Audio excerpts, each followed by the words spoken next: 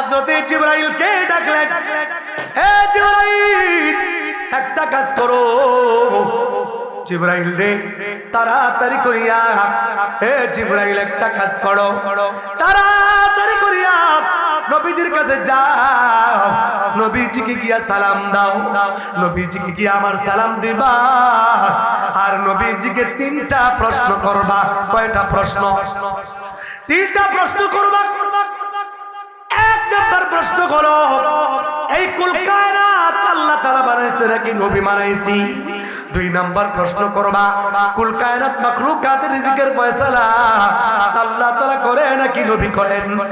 তিন নম্বর প্রশ্ন করবা, অপরাধী বান্দার অপরাধ আল্লাহ তাআলা ক্ষমা করে নাকি নবী ক্ষমা করে?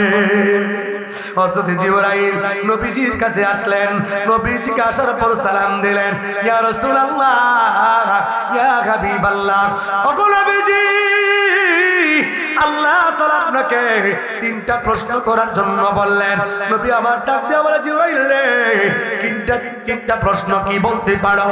এক নম্বর প্রশ্ন, জিবরাইল বলতেছে, নবী গো, আল্লাহ তাআলা বলছেন এই যে কুল কায়নাত আপনি বানাইছেন নাকি আল্লাহ তাআলা বানাইছে? নবী আমার ডাক দিয়ে বলে, জিবরাইল রে, ও জিবরাইল, এই কুল কায়নাত আল্লাহ তাআলা বানাইছে, আমি নবীকেও আল্লাহ তাআলা বানাইছে। জোরে বলা যাবে কি সুবহানাল্লাহ? আল্লাহ পাক রব্বুল আলামিন অত্যন্ত মহব্বত করে ভালোবেসে আল্লাহ তাআলা মানুষকে বানাইছেন। আমাদের আল্লাহ অত্যন্ত মহব্বত করে ভালোবেসে আল্লাহ তাআলা বানাইছেন। এই জন্য আল্লাহ তাআলা কোরআনের মধ্যে বলেন, ওয়ালাকাদ কাররামনা বানি আদম, আমি আল্লাহ হযরত আদম পয়গম্বরের সন্তানগুলোকে আমি আল্লাহ সম্মানিত বানাইলাম। তাহলে বোঝা গেল আমরা মানুষ হিসাবে আল্লাহ তাআলার কাছে সম্মানিত। এই জন্য আল্লাহ তাআলার শুকর আদায় করার দরকার আছে না নাই? আওয়াজ করে বলি আলহামদুলিল্লাহ। এই দামি মানুষ, মানুষ হিসাবে দামি, আবার এই মানুষটা যখন কালিমা পড়ে ইসলাম গ্রহণ করে, আল্লাহ তাআলা আসমান এবং জমিনকে, সাত আসমান সাত জমিনকে এক পাল্লায় রাখা হইলে, আর মুসলমানের একবারের কালিমার পাল্লা যদি আরেক পাশে রাখা হয়, আল্লাহ তাআলার কাছে কালিমার ওজনে বাড়ি হয়ে যাবে। সুবহানাল্লাহ। কি বুঝেন মুসলমানের কালিমার পাওয়ার কত দাম? এই জন্য আল্লাহ তাআলা বলেন, হুয়াল্লাযী খালাকাকুম, তিনি আল্লাহ তোমাদেরকে বানাইছেন। আসমান বানাইছেন, জমিন বানাইছেন, পাহাড় পর্বত বানাইছেন, হায়াত মউত আল্লাহ তাআলা বানাইছেন। দুনিয়ার নিজাম সকাল থেকে সন্ধ্যা পর্যন্ত, সকাল থেকে সন্ধ্যা পর্যন্ত, সন্ধ্যা থেকে সকাল পর্যন্ত আল্লাহ তাআলা সিস্টেম বানাইছেন। একবার সকাল হয়, আবার বিকাল হয়, আবার সন্ধ্যা হয়, আবার রাত হয়ে যায়। রাত দিন পার্থক্য করনে বলা, রাত দিন বদলানে ওয়ালা, পাল্টানে ওয়ালা একজন মালিক আছে, তার নাম, আর আওয়াজ করে বলে কি না? এই জন্য আমাদের কাউকে আল্লাহ পুরুষ বানাইছেন, কাউকে মহিলা বানাইছেন। আমাদের কাউকে আল্লাহ তাআলা মহব্বত করে পুরুষ বানাইছেন, কাউকে মহিলা বানাইছেন। আমরা কিন্তু আল্লাহ তাআলার সঙ্গে পরামর্শ করি নাই। আমাদের আব্বা আম্মাও আল্লাহ তাআলার সঙ্গে পরামর্শ করে নাই। এলাকার মেম্বার চেয়ারম্যান আল্লাহ তাআলার সঙ্গে পরামর্শ করে নাই, বরং আল্লাহ যাকে ইচ্ছা তাকে পুরুষ বানাইছেন, যাকে ইচ্ছা তাকে মহিলা বানাইছেন। আওয়াজ করে বলেন কথা ঠিক কিনা? এই জন্য আল্লাহ তাআলা বলেন, ইয়াখলুকু মা ইয়াশা,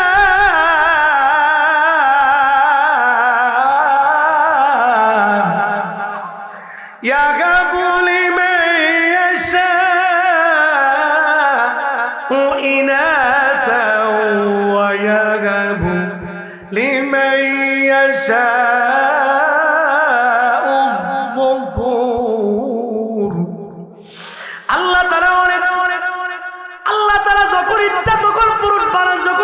সকল মহিলা বানান। এই জন্য আমাদের সমাজে কাউকে আল্লাহ তাআলা 5টা পুত্র সন্তান দান করেন, কাউকে একটা পুত্র সন্তান দান করেন, কাউকে 2টা দান করেন, কাউকে একটা পুত্র সন্তানও দান করেন না। আবার কাউকে আল্লাহ একটা সন্তানও দান করে না। আবার কাউকে আল্লাহ তাআলা শুধু কন্যা সন্তান দান করেন, আবার কাউকে পুত্র সন্তান, আবার কাউকে কন্যা সন্তান দান করেন। কিন্তু আজকাল সমাজে একটা রোগ আছে, পুত্র সন্তান হইলে খুশি হয়ে যায়, আর কন্যা সন্তান হইলে মনটা বেজার হয়ে যায়। এমন ধরনের অবস্থা আপনাদের এলাকায় সমাজে আছে না? না, পুরুষ হইলে ছেলে জন্ম নিলে ছাগল জব করো, গরু জব করো, মহিষ খাওয়া, এই খাওয়া, দাওয়াত দাও, মিষ্টি খাওয়া, কত কিছু। কিন্তু কন্যা সন্তান হইলে বন্ধু বান্ধবরে জানায় না, আত্মীয় স্বজনদের জানায় না, মুখ বন্ধ, জবান বন্ধ, এদিক সেদিকও তাকায় না, মাথা নিচের দিক দিয়ে হাঁটে। মানুষ জিজ্ঞেস করে কি ব্যাপার, তোমার কি হয়েছে, কও না কি লিগা, আর কইও না ওইটা হইছে, কথা কয় না তো শামুক। অথচ মহিলা এবং পুরুষ, নারী এবং পুরুষ, ছেলে মেয়ে দেন কি অনেক নিমক হারাম পুরুষ আছে। বিবির ঘরে যদি কন্যা সন্তান হয়, বিবির সাথে রাগ করে, তোমার পুরো খালি মেয়ে হয়, মেয়ে হয়, কথা হয়। মুখ বন্ধ কি লেগে আপনাদের এলাকার মানুষ, বুঝলাম না কথা কি ঠিক না বেঠি? কিরে ভাই, কেন এটা হবে? অথচ মহিলা কি বাড়ি থেকে নিয়ে আসছে, কথা হয় না। মহিলা বানায় আনছে, দিছে কে? জোরে বলে। এই আকীদা বিশ্বাস যার থাকবে বুঝবেন তার জাররা পরিমাণ ঈমান নাই। কি নাই? এই জন্য আল্লাহ তাআলা বলেন ইয়াখলুকু মা ইয়াশা ইয়াগাবু লিমান ইয়াশাউ ইনাসা ওয়া ইয়াগাবু লিমান ইয়াশাউ যুকুর। আল্লাহ তাআলা কাউকে পুরুষ বানান, কাউকে মহিলা বানান, কাউকে পুত্র সন্তান দান করেন, কাউকে কন্যা সন্তান দান করেন।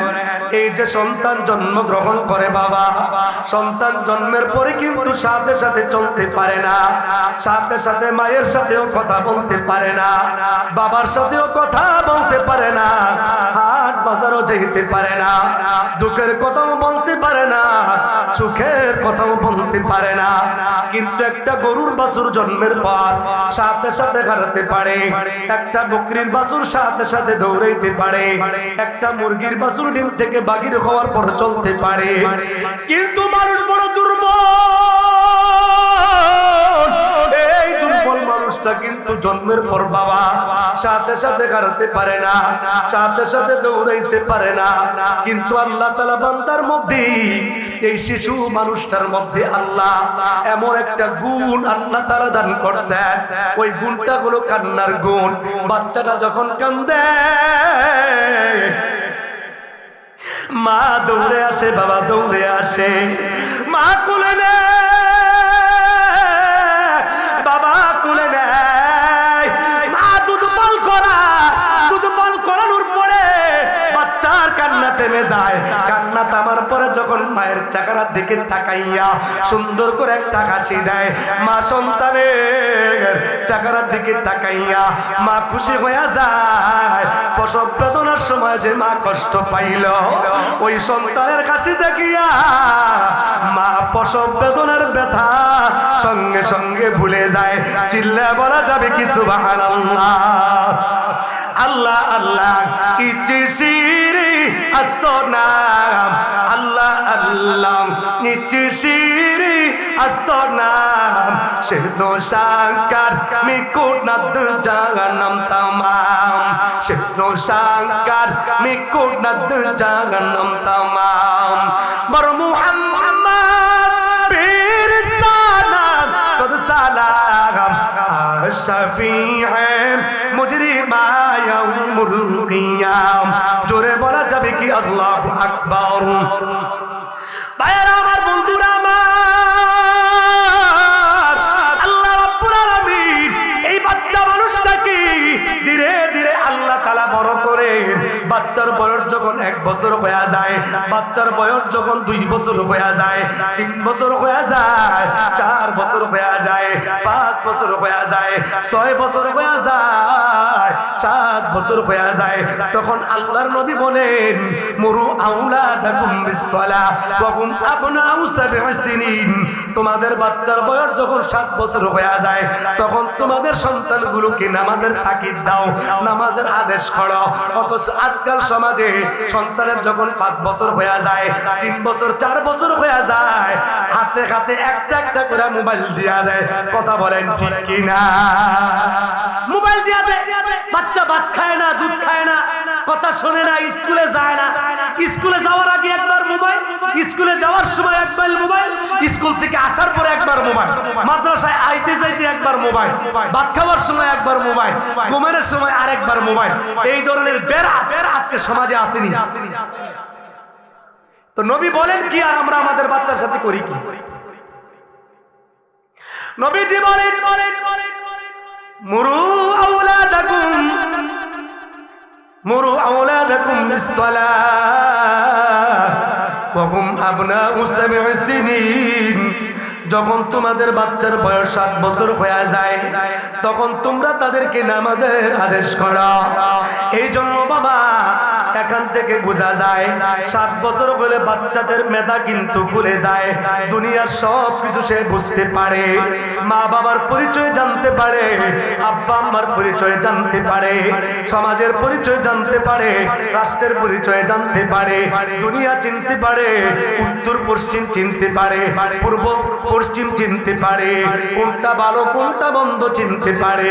এই 7 বছরের বাচ্চাটা, এই 7 বছরের বালকটা একদিন ফ্যামিলির দিকে তাকায় দেখে বাবা টাকা পয়সার অভাব নাই, বাবার 5 তলা একটা বাড়ি আছে, 5 তলা বাড়িটা দেখতে খুবই চমৎকার, মানুষ দেখলে সেলফি তুলতে মন চায়।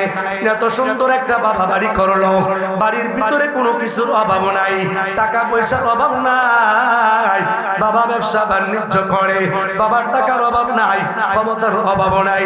একদিন সন্ধ্যাবেলা ঘরের ভিতরে কান্নার আওয়াজ শুনতে পায়।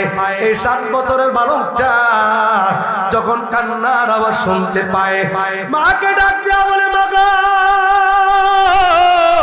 ও মা তুমি কেন কান্দো? মা ডাক দিয়া বলে সন্তান রে, আমি কেন কান্দবো না? আমাদের ঘরের ভিতরে একজন মানুষ মারা গেছে, যার কারণে আমি কান্দি। তোমার বাবা কান্দে, তোমার দাদা কান্দে, তোমার দাদি কান্দে। আজকাল আমাদের সমাজে মানুষ মারা গেলে মানুষ কান্দে কি কান্দে না? পুরুষেরা কান্দে, আত্মীয় স্বজনরা কান্দে। এই বাবা অনেকের মা চলে গেছে, অনেকের বাবা চলে গেছে, অনেকের দাদা চলে গেছে, অনেকের দাদি চলে গেছে, এই মানুষগুলা চলে গেছে। আহা, আর কোনদিন ফিরে আসবে না, আর কখনো ফিরে আসবে না। আমি আপনি কখন চলে যাব, আর আমি আপনি কখনো ফিরে আসবো না। চলে যাব, ফিরে আসবো না। কত বন্ধু বান্ধব চলে গেল আর ফিরে আসে নাই। কখন ডাক চলে আসবি আমরা তো কেউ জানি না। এই জন্য আমার মা ডাক্তার বলতেছে সন্তান দি, আমাদের ঘরের ভিতরে একজন মানুষ মারা গেছে। 7 বছরের বালকটা বুঝতে পারে না, যদিও দুনিয়ার সবকিছু বুঝতে পারে, কিন্তু 7 বছরের বালকটা বুঝতে পারে না মানুষ মারা যাওয়ার পরে চলে যেতে হয়, আর দুনিয়ায় থাকার জায়গা নাই, আর দুনিয়ায় থাকা যাবে না। চক্ষু বন্ধ হয়ে গেলে চক্ষু দিয়া দেখা যায় না, জবান চলে না, হাত চলে না, পা চলে না। মা সন্তানকে যখন বলেছে মানুষ মারা গেছি, বাচ্চা অবাক হয়ে গেল, 7 বছরের বালকটা অবাক হয়ে গেল। মাকে ডাক দেওয়া বলে, মা গো, ও মা, মানুষ কি আবার মারা যায় নাকি? মা ডাক দেওয়া বলে সন্তান রে, মায়ের পেট থেকে যারা জন্মগ্রহণ করে তাদেরকে মরে যেতে হয়, তারা দুনিয়ায় থাকার কোনো ক্ষমতা নাই। আল্লাহ তাআলার পক্ষ থেকে নির্দিষ্ট একটা সময় আসবে, ওই সময় আসলে চলে যেতে হবে, মরণের স্বাদ গ্রহণ করতে হবে। সন্তান ডাক দিয়া কয়, মা দুনিয়ার মধ্যে কি মরণ থেকে বাঁচবার কোনো সিস্টেম নাই? মা ডাক দিয়া বলে, সন্তান রে 7 বছরে তুমি আর কি বুঝবা? মসজিদের মধ্যে গিয়া যদি তুমি লুকায় যাও সেখানে মরণ চলে আসবে, মাদ্রাসার মধ্যে লুকায় যাও মরণ চলে আসবে, আত্মীয় স্বজনের কাছে গিয়া লুকায় যাও মরণ চলে আসবে, বন্ধু বান্ধবের কাছে গিয়া লুকাও, বিদেশে চলে যাও মরণ চলে আসবে, মরণ থেকে বাঁচবার কোনো সুযোগ হবে না। আওয়াজ করে বলেন কথা ঠিক কিনা? মরণ থেকে বাঁচবার ব্যবস্থা। বাচ্চার বয়স কত? হ্যাঁ কথা কয় না, 7 বছর। ওয়াজ কোন দিকে যে তো সন্তান বলতেছে, মা যদি মানুষ মরে জায়গা বুঝলাম, তাহলে এত সুন্দর বাড়ি করার কি দরকার, গাড়ি করার কি দরকার? মা মাগো মানুষ যদি মরে যায় না বাঁচি, চিরদিন যদি দুনিয়ার বুকে থাকা না যায়, তাহলে এত সুন্দর বাড়ি করার কি দরকার, গাড়ি করার কি দরকার? ও সব রেখে যদি কবরে চলে যেতে হয়। মাকে ডাক দেওয়া বলে, মাগো মানুষ মারা যাবার পরে কি হয়? 7 বছরের বালকটা তো বুঝতে পারে না। মানুষ মারা যাওয়ার পরে মসজিদের খাটিয়ার মধ্যে শোয়া দেওয়া হয়, গোসল দেওয়া হয়, কাফনের কাপড় পরিধান করে জানাজার নামাজ পড়াইয়া আবার সুন্দর করিয়া কবরের কাছে নিয়ে যাওয়া হয়। আত্মীয় স্বজন মিলিয়ে কবর দেওয়ার পর দোয়া করতে থাকে, মিনহা খলাকনাকুম ওয়া ফিহা নুঈদুকুম ওয়া মিনহা নুখরিজুকুম তারাতান উখরা। এই জন্য ভাইরা আমার, আমরা মাটির মানুষ, মাটিতে চলে যাব, চিরদিন থাকতে পারবো না। কত মানুষ চলে গেছে থাকতে পারে নাই, আমি আপনি চলে যাব কখনো থাকতে পারবো না। মাটির দেখো মাটি খেয়ে ফেলবে, এই সোনার দেখো মাটিতে মিশে যাবে। একদিন মাটির ভিতরে হবে ঘর রে, মন আমার কেন বান্ধ দালান ঘর রে, মন আমার কেন বান্ধ দালান ঘর। প্রাণ পাখি উড়ে যাবে পিঞ্জর ছেড়ে, ধরো তুমি সবই রবে, তুমি যাবে চলে। বন্ধু বান্ধব যত, মাতা পিতা তারা সুত, বন্ধু বান্ধব যত, মাতা পিতা তারা সুত, সকল তোমার হবে পর রে, মন আমার কেন বান্ধ দালান ঘর রে, মন আমার কেন বান্ধ দালান ঘর। মানুষকে কবরের মধ্যে রাখার পরে আল্লাহ রাব্বুল আলামিন বান্দার হিসাব বিচার নেওয়ার পরে আল্লাহ তাআলা বলবেন, বালিল ইনসানু আলা নাফসিহি বাসীরা। আজকে কেন তোমাদের আমলনামা জিরো দেখা যায়? বান্দা বলবে, আল্লাহ গো দুনিয়ার মধ্যে চাকরি বাকরি করছি, দুনিয়ার মধ্যে খেত খামার করছি, দুনিয়ার মধ্যে ব্যস্ততায় ছিলাম, স্ত্রী পরিবার সন্তান নিয়ে ব্যস্ত ছিলাম, প্রবাসে ছিলাম, ডিউটি করেছি, আল্লাহ গো ইবাদত করার তেমন সুযোগ পাই নাই। আল্লাহ তাআলা বলবেন, বান্দারে ওয়ালাউ আলকা মাআযিরা, আজকে আসরের ময়দানে কোনো অজুহাত গ্রহণ করা হবে না। আল্লাহ রাব্বুল আলামিন ফেরেশতা ফেরেশতাদেরকে বলবেন, ফেরেশতার দল তাড়াতাড়ি একটা কাজ করো, তাড়াতাড়ি করিয়া তাকে জাহান্নামের মধ্যে ফেলে দাও। বান্দাকে জাহান্নামের মধ্যে ফেলে দেওয়া হবে। এজন্য ভাইরা আমার, আজকের মাহফিল থেকে কয়েকটা আমলের কথা আপনাদেরকে বলে যাব। এক নাম্বার আমলের কথা, আপনাদেরকে আখিরাতের কথা স্মরণ করাইয়া দিলাম।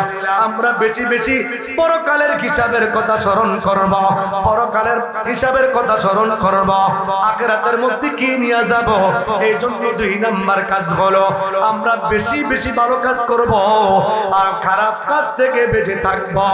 3 নাম্বার, জাহান্নাম থেকে বাঁচবার জন্য বহুত আমল আছে। এর মধ্যে 1 নাম্বার আমল, আল্লাহর নবী বলেন এমন একটা আমল আছে, উমা জান্নাতুকা ওয়া নারুকা, তোমাদের আব্বা আম্মা আছে 2 জন, তোমাদের আব্বা আম্মা 2 জনে তোমাদের জন্য জান্নাত, আবার তারা 2 জন তোমাদের জন্য জাহান্নাম। তার মানে হলো মা বাবার সাথে সুন্দর আচরণ করবা, মা বাবার খেদমত করবা। মা বাবার যদি সম্মান করতে পারো, আল্লাহ রাব্বুল আলামিন তোমাদের জন্য জান্নাতের ফয়সালা রাখে। নবীজি বলে কোন সন্তান যদি সকাল থেকে সন্ধ্যা পর্যন্ত মা বাবার সাথে সুন্দর আচরণ করে, আল্লাহ রাব্বুল আলামিন ওই সন্তানের জন্য জান্নাতের 2টা দরজা খুলে দেয়। এই জন্য হাদিস শরীফের মধ্যে আছে, মা বাবাকে কষ্ট দিয়া যদি কোনো সন্তান মারা যায়, তাহলে ওই সন্তান যদি নামাজি হয়, সন্তান যদি গাজী সাহেব হয়, সন্তান যদি পীর সাহেব হয়, তারপর ওই সন্তান জাহান্নামের মধ্যে যাবে শুধু মা বাবার সাথে নাফরমানি করার কারণে, আব্বা আম্মার সঙ্গে বেয়াদবি করার কারণে। কি কারণ? আল্লাহ নবীজি একজন জান্নাতুল বাকিতে গেলেন, কবরস্থানে, জান্নাতুল বাকিতে কবরস্থানে যাওয়ার পর নবীজি একটা কবরের কাছে গেলেন। নবীজি একটা কবরের মধ্যে জানতে পারলেন, আল্লাহ তাআলা নবীজিকে জানায় দেয়, ও গো পয়গম্বর, ওই কবরটার মধ্যে আযাব হয়। নবীজি মনটা খারাপ হয়ে গেল। নবী আবার কবরের পাশে বসলেন, কবরের পাশে বসিয়া নবীজি 2টা হাত মোবারক কবরের উপর রাখলেন। কবরের উপর হাত রাখে নবীজি দোয়া করলেন। আজকাল তো সন্তানেরা মা বাবার কবরের পাশে যাইতে চায় না, বছর বছর হয়ে যায় মা বাবার কবরের পাশে যায় না, মায়ের জন্য দোয়ার আয়োজন করে না, আব্বা আম্মার কথা মনে করে না, কবরের পাশ দিয়া খাইটা যায়, তারপরও মা বাবার জন্য একটু দোয়া করে না। এমন ধরনের নাফরমান সন্তান আজকাল আমাদের সমাজের মধ্যে আছে না নাই? নবীজির মনটা খারাপ হয়ে গেছে। একজন সাহাবী নবীজিকে ডাক দিয়া বলে, ইয়া রাসূলুল্লাহ, ইয়া হাবিবাল্লাহ, ওগো নবীজি, নবী গো, আপনার মনটা কেন খারাপ হয়ে গেল? নবী আমার ডাক দিয়া বলে, সাহাবী রে, আমি নবীজি জানতে পারলাম আমার উম্মতের কবরের মধ্যে আযাব হয়। নবী ডাক দিয়া বলে, সাহাবী রে, আমার উম্মতের কবরের মধ্যে আযাব হয়, আর আমি নবীজি বাড়িতে গিয়া কি করে ঘুমাইতে পারি? অথচ উম্মত নবীজি অনুসরণ করে না, নবীজির সুন্নত মানে না, নবীজির মহব্বত ভালোবাসা অন্তরে রাখে না, নবীজির মহব্বত ভালোবাসায় মুখের মধ্যে লম্বা দাড়ি রাখে না, মসজিদে 5 ওয়াক্ত নামাজ পড়ে না। আজকাল আমাদের সমাজে এমন ধরনের মুসল্লি আছে না নাই? ভাই যদি নবীগণ আপনার দিদার মৌতের যাতনা থাকিবে না আমার, দয়া যে করিয়া দিও গো দিদার, দয়া যে করিয়া দিও গো দিদার, ইয়া রাসূলুল্লাহ, ইয়া হাবিব, জোরে ইয়া রাসূলুল্লাহ। আমারি মুক্তার নিদান কালে তাকিও নবী গো আমারি শিয়রে দেখিব আপনাকে আমার নয়নে দেখিব আপনাকে আমার নয়নে ইয়া রাসূলুল্লাহ ইয়া রাসূলুল্লাহ ইয়া হাবিবাল্লাহ মুনকার নাকির আসিয়া সওয়াল করবেন বসায়া দিও গো নবীজি পর্দা উঠায়া করিব সালাম আপনাকে দেখিয়া করিব সালাম আপনাকে দেখিয়া ইয়া রাসূলুল্লাহ ইয়া রাসূলুল্লাহ ভাইরা আমার বন্ধুরা আমার নবী উম্মতকে মহব্বত করে ভালোবাসে নবীজি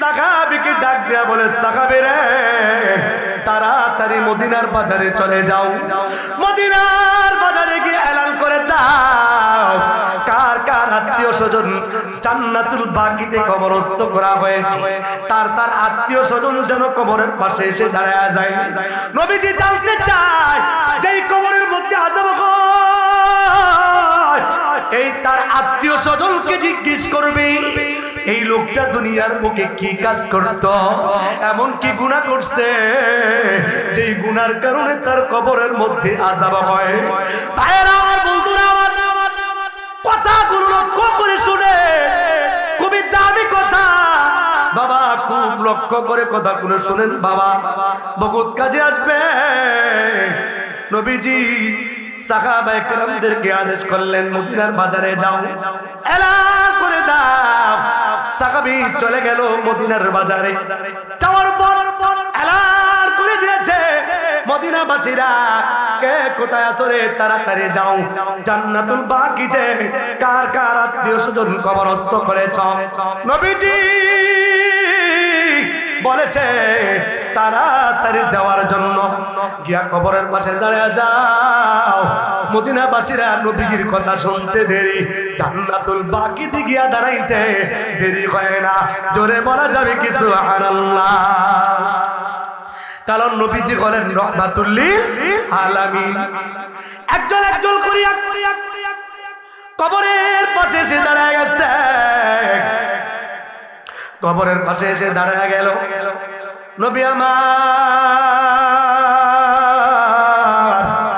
তাকায় রইল কোন ব্যক্তি কবরের পাশে এসে দাঁড়ায় যে কবরেরটার মধ্যে আযাব হয় কিন্তু নবী আমার তাকায় দেখে একজন একজন করিয়া কবরের পাশে এসে দাঁড়ায় গেল কিন্তু যেই কবরের মধ্যে আযাব হয় এই কবরের পাশে এসে কেউ দাঁড়ায় না নবীজির মনটা খারাপ হয়ে গেল দীর্ঘক্ষণ পর্যন্ত নবীজি পথের দিকে তাকায় রইল আহারে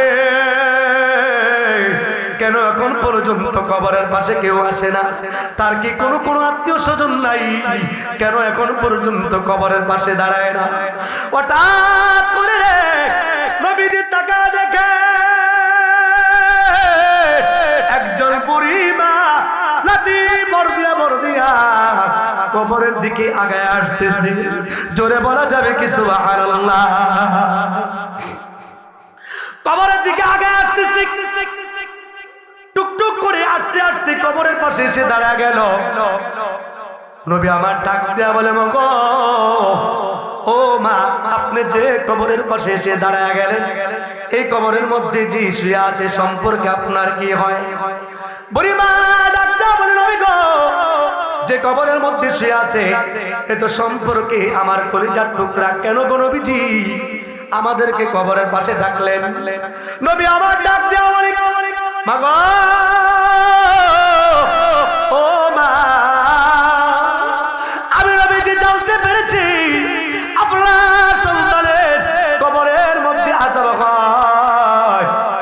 কথা বলতে দেরি বুড়িমা খুশি হয়ে গেল।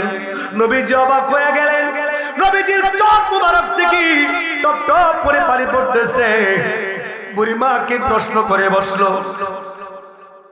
মা গো, ও মা, আপনার সন্তানের কবরের মধ্যে আযাব হয়, এই কথাটা শুনি আপনি খুশি হয়ে গেলেন, কারণটা কি? বুড়িমা ডাক দেয়া বলে, নবী গো, ও গো নবীজি, কি বলবো দুঃখের কথা, কষ্টের কথা। বুড়িমা চোখের পানি ফেলে দেয়া কাল দেয়া বলে, নবীজি, আমার এই সন্তানটা যখন ছোট ছিল, এই সন্তানটা ছোট থাকা অবস্থায় সন্তানটার বাবা মারা যায়, আমি বহুত কষ্ট করে সন্তানটাকে লালন পালন করেছি। ওগো নবীজি, এই সন্তানটাকে যখন আমি লালন পালন করি, এই সন্তানের চেহারার দিকে তাকাইয়া আমি আমার জীবনটাকে শেষ করে দিয়েছি। ওগো নবীজি, এই সন্তানের দিকে তাকাইয়া আমি আজকে বুড়া হয়ে গেছি, সন্তান বড় হয়ে গেছে। সন্তানটাকে বলেছি, বাবারে তুমি তো বড় হয়ে গেছো, এরে সন্তান তোমাকে তো বিবাহ করার দরকার, তুমি কি বিবাহ শাদী করবানি? যুবক ডাক দিয়া বলে, মা গো, তুমি চাইলে আমাকে বিবাহ শাদী করাইতে পারো। বুড়িমা ডাক দিয়া বলে, নবী গো, ও গো নবীজি, সন্তানটাকে আমি বিবাহ করে দিলাম। কিছুদিন যাইতে না যাইতে সে বিবির কথায় চলে, বিবির কথা শুনে। আমি মায়ের কথা শুনি না। একদিন বিবির কথা শুনিয়া আমার সন্তান আমাকে মায়ের দেওয়ার জন্য আমার কাছে আসছে। নবী গো, আমাকে এমন ভাবে মার দিছে, আমি মা সহ্য করতে পারি না। আমি মা আঘাত করতে পারি, আঘাত সহ্য করতে পারি নাই। আমি মুরব্বী মানুষ, আমি বারবার বেহুশ হয়ে গেছি। আমার যখন হুঁশ ফিরে আসছি, ওগো নবীজি, আমার হুঁশ ফিরে আসার কারণে আমি আল্লাহ তাআলার কাছে বদদুয়া করছি। এই বদদুয়ার কারণে আল্লাহ তাআলা আমার দোয়া কবুল করছে। এই জন্য আমি মা, আমার মনের মধ্যে কোনো দুঃখ নাই, আমার মনের মধ্যে কোনো কষ্ট নাই। ওগো নবীজি, আমার মনের মধ্যে কোনো কষ্ট নাই, এই জন্য আমি খুশি হয়ে গেছি। নবীজির চোখের পানি ফেলাইয়া কান্দি আর ডাক দেয়া বলে, মা গো, আপনি আপনার সন্তানটাকে ক্ষমা করে দেন, আপনার সন্তানটাকে আপনি মাফ করে দেন। আপনার সন্তানটাকে যদি আপনি ক্ষমা করে দেন, আল্লাহ খুশি হয়ে যাবে, নবী খুশি হয়ে যাবে। নবী যদি খুশি হয়ে যায়, খুশি হইব কে? বুড়িমা নবীজির সামনে ডাক দেয়া বলে, নবী গো, আপনার কথা আমি অমান্য করতে পারবো না। নবীজি, আপনার কথা তো আমি অমান্য করতে পারবো না। আপনার সামনে আমি ওয়াদা করেছি, এই মুহূর্তে আমার সন্তানটাকে আমি চিরদিনের জন্য ক্ষমা করে দিলাম। নবীজি খুশি হয়ে গেছে, আল্লাহ তাআলা খুশি হয়ে গেছে। আল্লাহ তাআলা খুশি হইয়া নবীজিকে ডাক দেয়া বলে, নবী গো, মা যখন ক্ষমা করে দিছে, আপনি নবী খুশি হয়ে গেছেন, আমি আল্লাহ খুশি হইয়া এই যুবকের কবরের আযাব বন্ধ করিয়া আমি আল্লাহ তার মায়ের দোয়ার বদলতে আমি আল্লাহ তার কবরের আযাব মাফ করে দিলাম। জোরে বলা যাবে কি সুবহানাল্লাহ?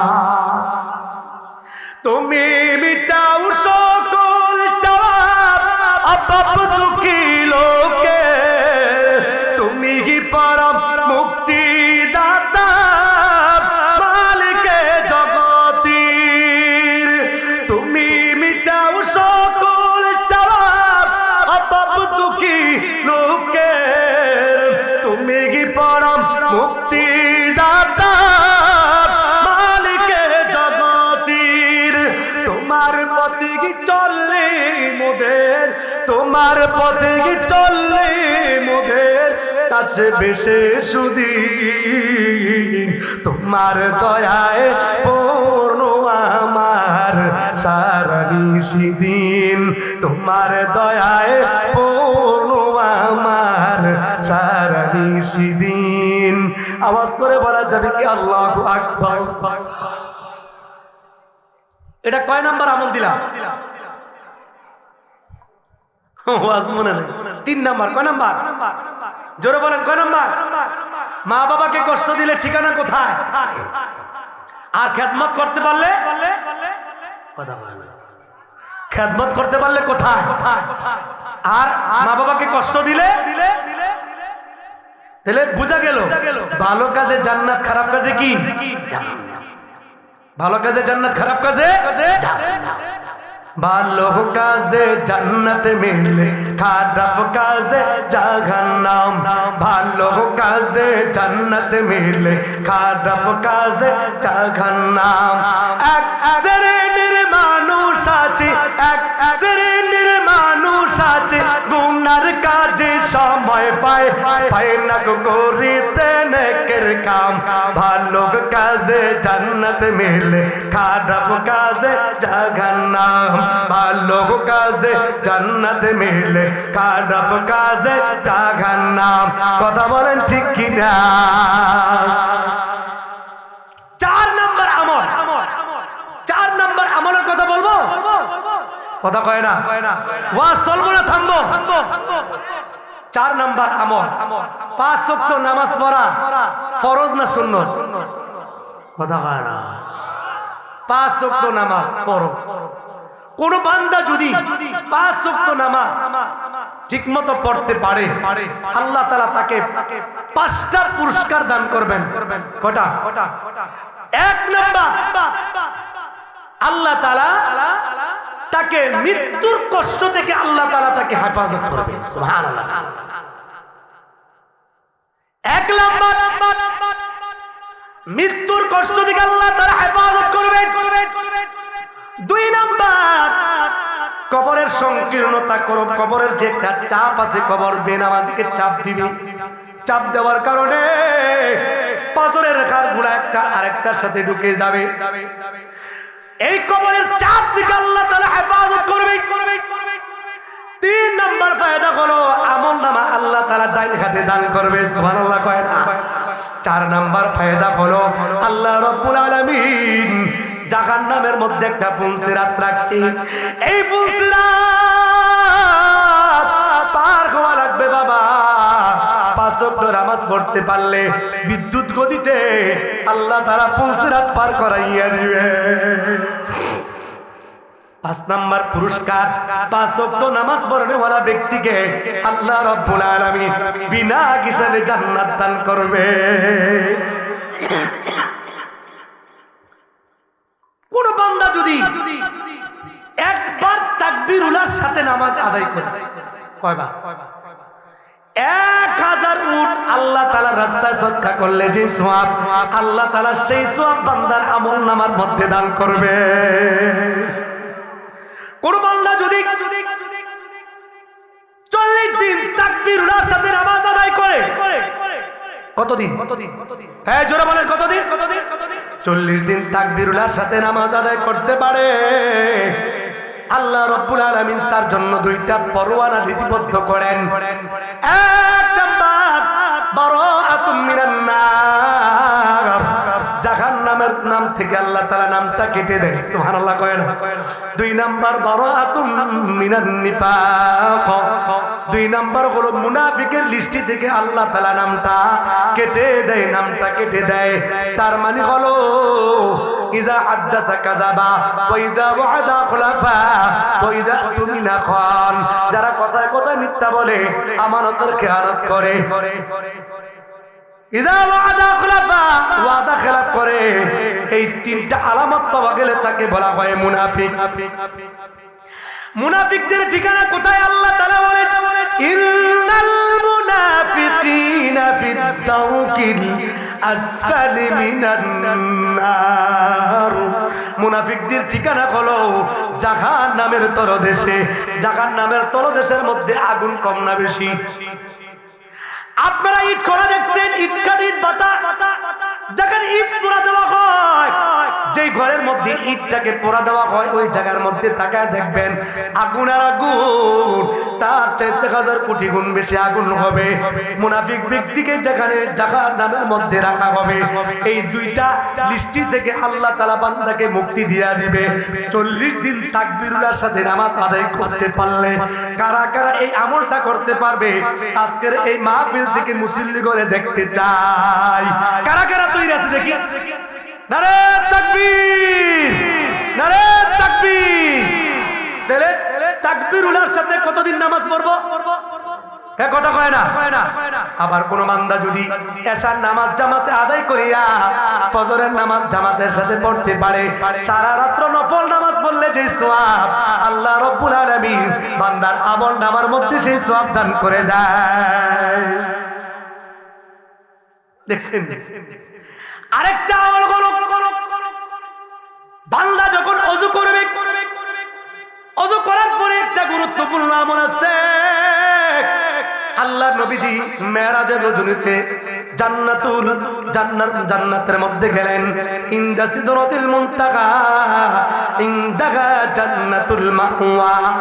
হযরত জিবরাইল নবীজিকে নিয়ে জান্নাতুল মাওয়া চলে গেলেন। ওই জায়গার মধ্যে নবীজি জান্নাতের নাজ নিয়ামত দেখতে লাগলেন। এমন সময় নবীজি একটা আওয়াজ শুনতে পাইলেন। জিবরাইলকে ডাক দিয়া বললেন, জিবরাইল রে, এটা কিসের আওয়াজ শোনা যায়? হযরত জিবরাইল নবীজিকে ডাক দিয়া বলে, ইয়া রাসূলুল্লাহ, ইয়া হাবিবাল্লাহ, ওগো নবীজি, এটা হলো আপনার সাহাবী হযরত বেলালের কদমের আওয়াজ শোনা যায়। নবীজি মেরাজ থেকে চলে আসলেন। আসার পরে নবীজি একদিন নামাজ পড়ার পরে হযরত বেলালকে ডাকলেন, বেলাল রে, এদিকে আসো। ও বেলাল, এমন কি আমল করেছো তুমি যার কারণে আমি নবীজি জান্নাতুল মাওয়া পর্যন্ত যেখানে আমি নবীজি তোমার কদমের আওয়াজ শুনতে পাইলাম? হযরত বেলাল নবীজিকে ডাক দেয়া বলে, ইয়া রাসূলুল্লাহ, ইয়া হাবিবাল্লাহ, ওগো নবীজি, আমি তেমন করে আমল করি না, আমার তেমন গুরুত্বপূর্ণ আমল নাই।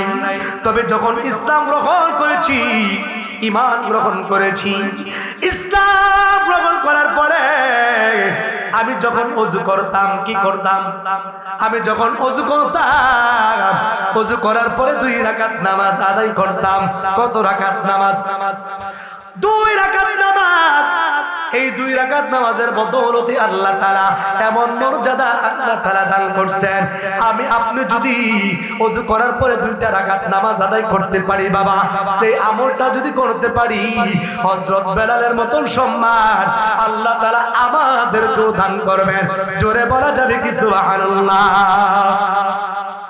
আই বেরাদার দূরে বাসা জিয়ারে বাগাত, আই বেরাদার দূরে বাসা জিয়ারে বাগাত, ইয়ারে বদবাদ তরবু বদ আসমারে বদ মারে বদ তন তোরা বর জাজনাগাত, ইয়ারে বদবর জানে ইমা নবজনাদ, ইয়ারে বদ रद्द तो रासू ये जाहिर यार को गिरता यार बेनाईम।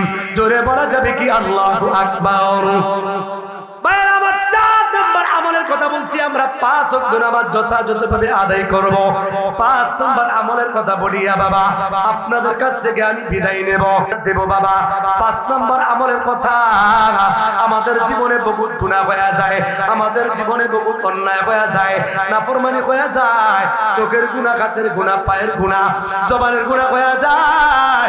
এই গুনাহ থেকে আল্লাহ রাব্বুল আলামিন আমাদেরকে পবিত্র হওয়ার জন্য আল্লাহ তাআলা একটা পদ্ধতি দান করছেন। সেই পদ্ধতিটা হলো তওবার পদ্ধতি। আমরা যদি তওবা করতে পারি, আল্লাহর নবীজি বলেন, তাতাইবু মিনাদ যামবি কামাল লা যামবা লাহু।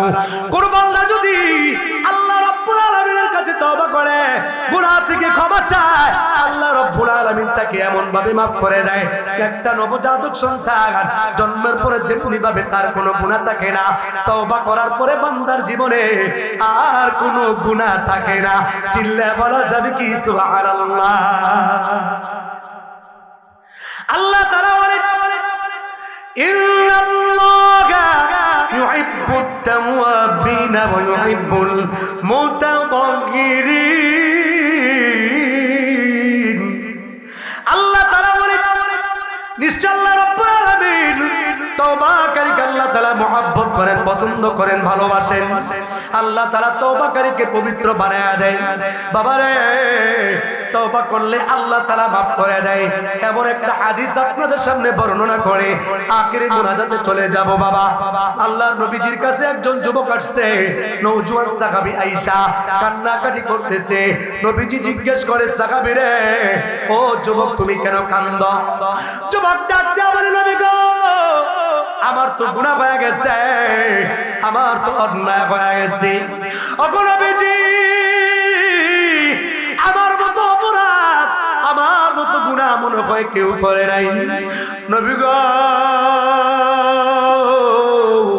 আমি যে অপরাধ করছি, আমি যে অন্যায় করছি, আমার মনে হয় এত বড় অন্যায় পৃথিবীর বুকে আর কেউ করে নাই। নবী ডাক দিয়া বলে, যুবক রে, এমন কি গুনাহ করেছো, এমন কি অন্যায় করেছো? যুবক, তোমার গুনাহটা কি আল্লাহ তাআলার সৃষ্টিকুলের চেয়ে বড় হবে? যুবক ডাক দিয়া বলে, নবী গো, আমার তো মনে হয় আল্লাহ তাআলার সৃষ্টিকুলের চেয়ে আমার গুনাহটা বেশি বড় হবে। কিন্তু আজকাল তো আমরা অপরাধ কারোর সাথে স্বীকার করতে চাই না। বহুত মানুষ আছে অন্যায় অপরাধ করার পরেও নিজের অপরাধ অন্যের কাছে ঢিলা দেয়, অন্যের উপর ফালায়া দেয়, তারপর নিজে বাইসা যায়। কিন্তু আখিরাতের মধ্যে অন্যায় অপরাধ থেকে বাঁচা যাবে না। নবীজি যুবকটাকে ডাক দেয়া বলে, যুবক রে, তাহলে তুমি এমন কি অন্যায় করেছো, এমন কি অপরাধ করেছো? তোমার অপরাধ কি আল্লাহ তাআলার আরশে আজিমের চেয়ে বড় হবে? যুবক ডাক দেয়া বলে, নবীজি, আমার তো মনে হয় আল্লাহ তাআলার আরশে আজিমের চেয়ে বড় হবে। যুবক ডাক দিয়া বলছে, নবী গো, আমার আল্লাহ তাআলার আরশে আজিমের চেয়ে গুনাহ বড় হবে। নবী বলে, যুবক রে, আল্লাহ তাআলার দয়ার চেয়ে তোমার কি গুনাহটা বেশি বড় হইল? যুবক ডাক দিয়া বলে, নবী গো, আমার তো মনে হয় আল্লাহ তাআলার দয়ার চেয়ে আমার গুনাহটা বেশি বড় হয়ে গেল। নবী আমার ডাক দিয়া বলে, যুবক রে, এমন কি অন্যায় করছ, এমন কি অপরাধ করছ? আমার কাছে বলো না, আমার কাছে শেয়ার করো না, কি অপরাধ করছ, কি অন্যায় করেছো? আমি নবীজির কাছে যদি না বলো, আমি নবীজি কি করে বুঝতে পারবো? যুবক ডাক দেয়া বলে, ইয়া রাসূলুল্লাহ, ইয়া হাবিবাল্লাহ, আমি কি করে গুনাহের বর্ণনা দিব? যুবক নবীজির সামনে তরতর করে কাঁপতেছে। কিভাবে নবীজির সামনে, রহমাতুল লিল আলামিনের সামনে গুনাহের বর্ণনা দিবে? যুবক কান্নাকাটি করতেছে, কাঁদতে কাঁদতে মনে হয় বেহুশ হয়ে যাবে। যুবক ডাক দেয়া বলতেছে, নবী গো, আমি এমন একটা কাজ করেছি নবীজি, আমার জীবনের জীবিকা অর্জনের কাজ হলো, আমাদের এলাকায় অথবা আশেপাশে কোথাও যখন কোনো মানুষ মারা যাইত, মানুষ যখন কবরের মধ্যে দাফন দিয়া চলে আসতো, আমি রাতের বেলা অন্ধকারে কবরের মধ্যে যাইতাম। কবরের মধ্যে গিয়া সুন্দর করে কবরটাকে খুঁড়িয়া, কবর থেকে আমি সুন্দর করিয়া কাপড়ের কাপড়গুলা শরীর থেকে খুলিয়া, কাপড়ের কাপড়গুলা নিয়া বাজারের মধ্যে সুন্দর করে বিক্রি করিয়া, আমি এইগুলো দিয়া আমি কোনো রকম আমার সংসারটা চালাইতাম, আমি আমার জীবন পরিচালনা করতাম। ওগো নবীজি, একদিনের ঘটনা এমন হয়ে গেছে। কি ঘটনা? একদিনের ঘটনা এমন হইল, যুবক ডাক দেয়া বলতেছে নবী গো একদিন আমার কানের মধ্যে খবর আসলো মদিনার একজন আনসারী মহিলা খুবই সুন্দর মহিলা এই মহিলাটা মারা গেছে এই মহিলাটা মারা যাওয়ার পর তাকে অমুক জায়গার মধ্যে মাটি দেওয়া হইল আমি রাতের বেলা সুন্দর করে সেখানে চলে গেলাম আত্মীয় স্বজন যার যার আত্মীয় স্বজন বাড়িতে চলে গেছে আমি নীরবে নির্জনে কবরের মধ্যে চলে গেলাম কবর থেকে কাফনের কাপড় নিয়ে আসার জন্য আমি কবরটা খনন করলাম কবর খনন করার পরে আমি কবর থেকে 5টা কাপড়ের টুকরা বাগির করলাম কাপড়ের কাপড়গুলা নিয়ে আবার কবর থেকে বাগির হইলাম কবর থেকে বাগির হওয়ার পর আবার সুন্দর করিয়া সামনের দিকে হাঁটতে লাগলাম কিছুদিন যাওয়ার পর শয়তান আমার উপর সওয়ার হইল শয়তান আমাকে কুমন্ত্রণা দিতে লাগলো শয়তান আমাকে বুদ্ধি দিতে লাগলো শয়তান আমাকে বলতেছে যুবক রে তুই একটা কি কাজ করলি তুই একটা 5টা কাপড়ের টুকরা কাপড় নিয়ে তুই চলে আসলি তুই তো পারলে একটা কাজ করতে পারতি এই কবরের দিকে একটা বার হুকি মেরে তাকা দেখ কত সুন্দর একটা মহিলা এত সুন্দর মহিলা তুই জীবনে কোনোদিন দেখোস নাই যুবক রে তুই একটা কাজ কর কবর দিকে চলে যা তুই চাইলে মহিলার সাথে জিনা করতে পারবি তুই যৌবনের শ্বাস সেখান থেকে গ্রহণ করতে পারবি মহিলাকে তোকে বাধা দিবে না কবরের মধ্যে তোকে কেউ বাধা দিবে না কবরের মধ্যে তোকে কেউ মারবেও না একটা কাজ কর তুই আবার কবরের দিকে ফিরে যা যুবক ডাক দিয়া বলতেছে নবী গো আমি শয়তানের প্ররোচনার মধ্যে পড়ে গেলাম আমি আবার কবরের দিকে হেঁটে চলে গেলাম কবরের দিকে তাকাইলাম সত্যি তো এত সুন্দর সত্যি তো এত সুন্দর মহিলা আমি তো জীবনে কোনোদিন দেখি না এরকম শয়তানে ধোঁকা দিয়া দিয়া আমাদেরকে বিভিন্ন আমল থেকে দূরে রাখে আজকে ইবাদত করবো না কালকে করবো না পরশু করবো এরপরে করবো না বড় হইলে দাড়ি রাখবো না বড় হইলে কিছু করবো না এরকম মনের মধ্যে আসে না হ্যাঁ কথা কয় না শয়তান কাল কিয়ামতের ময়দানে আল্লাহ তাআলার কাছে বলবে বান্দা আল্লাহ শয়তান আমার ধোঁকা দিয়েছে এজন্য আমি ইবাদত করতে পারি নাই হ্যাঁ তো আল্লাহ তাআলা শয়তানকে ডাকবে এদেরকে ধোঁকা দিছো কি লাগা তো শয়তান বলবে আল্লাহ এরা যে আমার দোষ দিতেছে আমি এদেরকে ধোঁকা দিছি এরা আমারে কোনোদিন দেখছে না জিজ্ঞেস করে কি করবে জিজ্ঞেস করবে কিন্তু বান্দা তখন বলতে পারবে আমরা কি দেখি যুবক শয়তানের ধোঁকার মধ্যে পড়ে গেছে যুবক চোখের পানি ফালাইয়া নবীজিকে বলতেছে ইয়া রাসূলুল্লাহ ইয়া হাবিবাল্লাহ ওগো নবীজি আমি কবরের দিকে উকি মেরে তাকায়া দেখলাম সত্যি তো এত সুন্দর মহিলা আমি আর কখনো দেখি নাই আমি কবরের মধ্যে ঢুকে পড়লাম আমি কবরের মধ্যে ঢুকা মহিলার সঙ্গে জিনা ব্যভিচার শুরু করলাম আমার যখন জিনা ব্যভিচার কমপ্লিট কাজ শেষ করে গেল আমি কবর থেকে বাগের হইলাম 5টা কাপড়ের টুকরা নিয়ে আমার সামনের দিকে রওনা হইলাম চলতে চলতে চলতে চলতে যখন সামনের দিকে আগায়া গেলাম সামনের দিকে আগানোর সময় আমার কাছে একটা আওয়াজ আসলো পিছন দিক থেকে একটা আওয়াজ আসলো একটা মহিলার কণ্ঠ আমার কাছে বেশি আসলো মহিলা মনে হয় আমাকে ডাক দিয়া বলল যুবক রে এটা তুই কেমন কাজ করলি যুবক তুই কেমন কাজ করলি এই কবরের মধ্যে তুই আমাকে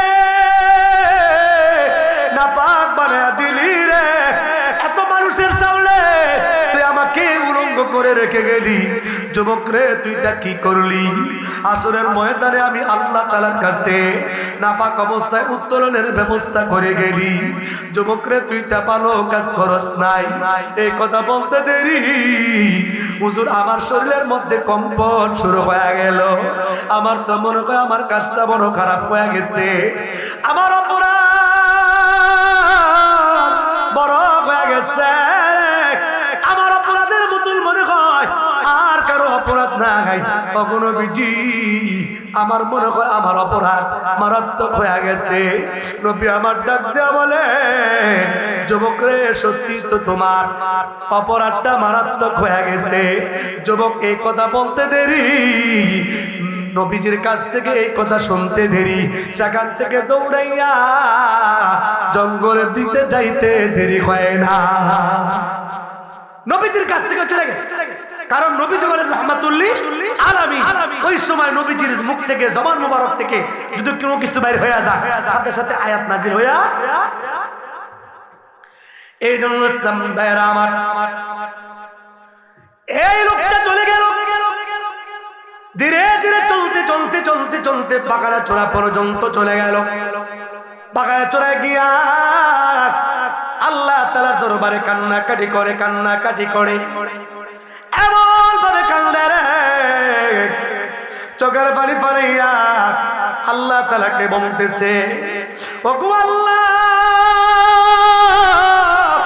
ওগো মালিক, তুমি যদি আমাকে ক্ষমা না করো, কোথায় যাব, কার কাছে যাব? তুমি যদি মাফ না করো, কোথায় যাব, কার কাছে যাব? ওগো আল্লাহ, তুমি যদি আমাকে ক্ষমা করে দাও, তোমার তো কোনো অসুবিধা হবে না। তুমি যদি আমাকে মাফ করে দাও, তোমার তো কোনো লস হবে না। এইভাবে কান্নাকাটি করে এক সপ্তাহ হয়ে গেল, কোনো খবর নাই। 2 সপ্তাহ হয়ে গেল, কোনো খবর নাই। বাড়ির দিকেও যায় না, স্ত্রী পরিবার সন্তানের খবর নেই না। দিন রাত পরিবর্তন হইতে হইতে 40 দিন পর্যন্ত হয়ে গেল। আল্লাহ পাক রব্বুল আলামিন 40 দিন হয়ে যাওয়ার পরে হযরত জিবরাইলকে ডাকলেন, হে জিবরাইল, একটা কাজ করো। জিবরাইল রে, তাড়াতাড়ি করিয়া, হে জিবরাইল, একটা কাজ করো, তাড়াতাড়ি করিয়া নবীজির কাছে যাও, নবীজিকে গিয়া সালাম দাও, নবীজিকে গিয়া আমার সালাম দিবা, আর নবীজিকে 3টা প্রশ্ন করবা। কয়টা প্রশ্ন? 3টা প্রশ্ন করবা। 1 নম্বর প্রশ্ন হলো, এই কুল কায়নাত আল্লাহ তাআলা বানাইছে নাকি নবী বানাইছি? 2 নম্বর প্রশ্ন করবা, কুল কায়নাত মাখলুকাতের রিজিকের ফয়সালা আল্লাহ তাআলা করে নাকি নবী করেন? 3 নম্বর প্রশ্ন করবা, অপরাধী বান্দার অপরাধ আল্লাহ তাআলা ক্ষমা করে নাকি নবী ক্ষমা করে? হযরত জিবরাইল নবীজির কাছে আসলেন, নবীজিকে আসার পর সালাম দিলেন, ইয়া রাসূলুল্লাহ, ইয়া হাবিবাল্লাহ, ওগো নবীজি, আল্লাহ তাআলা আপনাকে 3টা প্রশ্ন করার জন্য বললেন। নবী আমার ডাক দিয়ে বলে, জিবরাইল রে, 3টা প্রশ্ন কি বলতে পারো? 1 নম্বর প্রশ্ন, জিবরাইল বলতেছে, নবী গো, আল্লাহ তাআলা বলছেন এই যে কুল কায়নাত আপনি বানাইছেন নাকি আল্লাহ তাআলা বানাইছে? নবী আমার ডাক দিয়ে বলে, জিবরাইল রে, ও জিবরাইল, এই কুল কায়নাত আল্লাহ তাআলা বানাইছে, আমি নবীকেও আল্লাহ তাআলা বানাইছে। জোরে বলা যাবে কি সুবহানাল্লাহ? 2 নম্বর প্রশ্ন,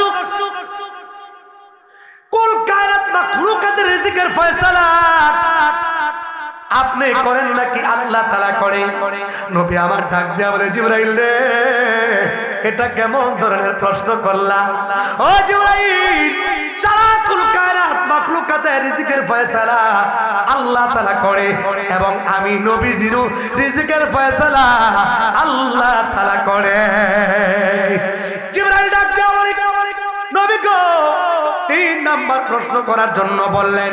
3 নম্বর প্রশ্ন হলো, আল্লাহ তাআলার বান্দাদের মধ্যে যাদের অপরাধ হয়ে যায়, যাদের অন্যায় হয়ে যায়, আপনি ক্ষমা করেন নাকি আল্লাহ তাআলা ক্ষমা করে?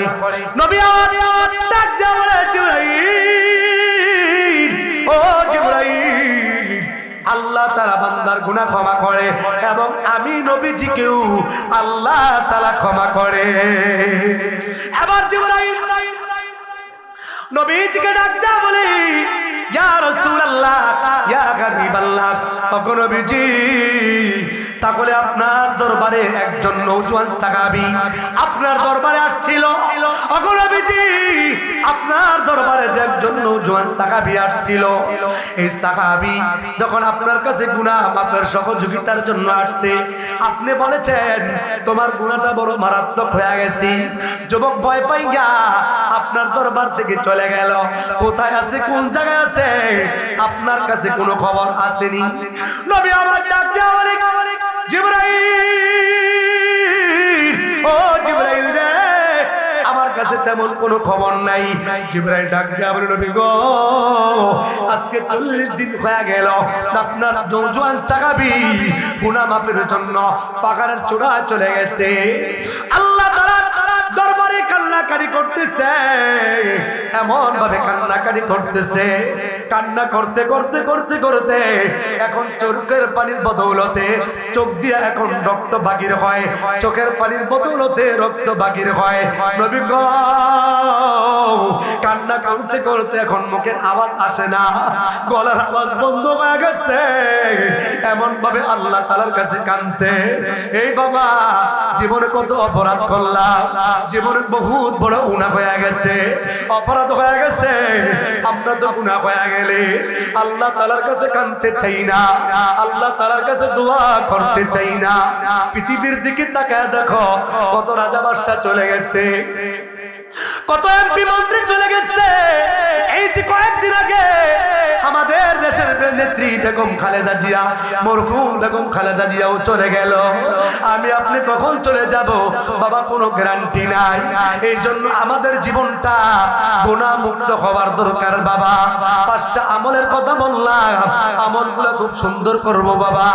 মানুষকে ধোঁকা দিব না, মানুষের সাথে ঠকবাজি করব না, কথায় কথায় মিথ্যা বলবো না, কথায় কথায় কসম খাবো না, মা বাবাকে কষ্ট দিব না, মানুষের সাথে ঝগড়া ফাসাদ করব না, মানুষকে ধোঁকা দিব না, অন্যের হক নষ্ট করব না, হারাম খাবো না, সুদ খাবো না, ঘুষ খাবো না।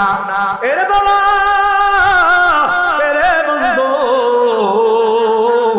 এরে বন্ধু, আমাদের জীবনে গুনাহ হয়ে যায়, আমাদের জীবনে অপরাধ হয়ে যায়। আল্লাহ তাআলার কাছে চাইতে পারলে, আল্লাহ তাআলার কাছে বলতে পারলে আল্লাহ আমাদের গুনাহগুলি ক্ষমা করে দিবেন, আল্লাহ আমাদের গুনাহগুলি মাফ করে দিবেন। হযরত জিবরাইল নবীজিকে বলতেছি, ইয়া রাসূলুল্লাহ, ইয়া হাবিবাল্লাহ, আজকে 40 দিন হয়ে গেল আপনার সাহাবী বাড়ির দিকে যায় না, আজকে 40 দিন হয়ে গেল আপনার সাহাবী সন্তানাদির বিবির খবর নেয় না।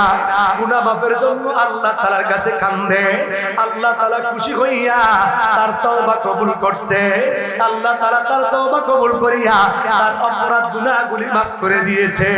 ওগো নবীজি, আল্লাহ তাআলা বলছে আপনার বড় বড় সাহাবী যারা আছে তাদেরকে পাঠায়া দেন পাহাড়ের চূড়া থেকে তাকে নামানোর জন্য, আপনার দরবারে আনার জন্য। আপনার জবান মুবারক থেকে আপনি তাকে সুসংবাদ জানায়া দেন। আল্লাহ রাব্বুল আলামিন এই নওজোয়ান সাহাবীর জীবনের অপরাধ আল্লাহ ক্ষমা করিয়া আল্লাহ তাআলা তাকে নিষ্পাপ বান্দা বানায় দিয়েছে। জোরে বলা যাবে কি সুবহানাল্লাহ? আরো জোরে বলা যাবে কি সুবহানাল্লাহ? अपने माँ बाप का तो दिल न दुखाओ, दिल न दुखाओ, अपने माँ बाप का तो दिल न दुखाओ, दिल न दुखाओ, अपने जन्नत को खुदा के लिए दोज़ख न बनाओ, अपने माँ बाप का तो दिल न दुखाओ, दिल न दुखाओ, अपने माँ बाप का तो दिल न दुखाओ, दिल न दुखाओ। বন্ধুরা আমার, 5টা আমলের কথা বলেছি, সর্বোপরি আপনাদেরকে তওবার কথা বললাম বাবা। তওবা ছাড়া জীবনের গুনাহগুলি ক্ষমা হবে না। এই জন্য বন্ধু, এই জন্য ভাইয়েরা আমার, বাবারা আমার, নিজের জীবনটাকে সুন্দর করার জন্য নবীজির আদর্শ গ্রহণ করব, মা বাবার খেদমত করব, মা বাবাকে কষ্ট দিব না। যতটুকু পারবো ভালো কাজ করব, গুনার কাজ করব না, ঠকবাজি করব না, মদিনা শরীফ জিয়ারত করার নিয়ত রাখব, বাইতুল্লাহ শরীফ তওয়াফ করার নিয়ত করব, আপ্রাণ চেষ্টা করব যাতে আল্লাহ তাআলা নবীজির রওজা পাকের সামনে গিয়া নবীজিকে সালাম দেওয়ার তৌফিক দান করেন, বাইতুল্লাহ শরীফ বারবার তওয়াফ করবার মতন তৌফিক দান করেন, মসজিদ মাদ্রাসা খেদমত করার মতন তৌফিক দান করেন, আলেম উলামাদের সুহবতে থাকবার তৌফিক দান করেন। এই জন্য বাবা আজকের মাহফিল থেকে কারা কারা তৈরি আছে হুজুর? 5টা আমল দিয়েছেন, মা বাবাকে কষ্ট দেব না, 5 ওয়াক্ত নামাজ পড়ব, আব্বা আম্মার খেদমত করব, গুনার কাজ করব না, গুনাহ থেকে বেঁচে থাকব, 5 ওয়াক্ত নামাজ জামাতে পড়ব, আল্লাহর রাস্তায় বেশি বেশি দান করব, ফাহেশা গুনার কাজে সময় দিব না, গুনাহ থেকে বেঁচে থাকব, নেশাদ্রব্য খাবো না, ইয়াবা খাবো না, হিরোইন খাবো না, গাঞ্জা খাবো না, মদ খাবো না, নেশাদ্রব্য খাবো না। কারা কারা তৈরি আছে হুজুর? আজকের এই মাহফিল থেকে আপনার সঙ্গে ওয়াদা করলাম ভালো হয়ে চলার জন্য চেষ্টা করব। কারা কারা তৈরি আছে বিঘাত করে আল্লাহ তাআলাকে দেখাও। নারে তাকবীর, নারে তাকবীর।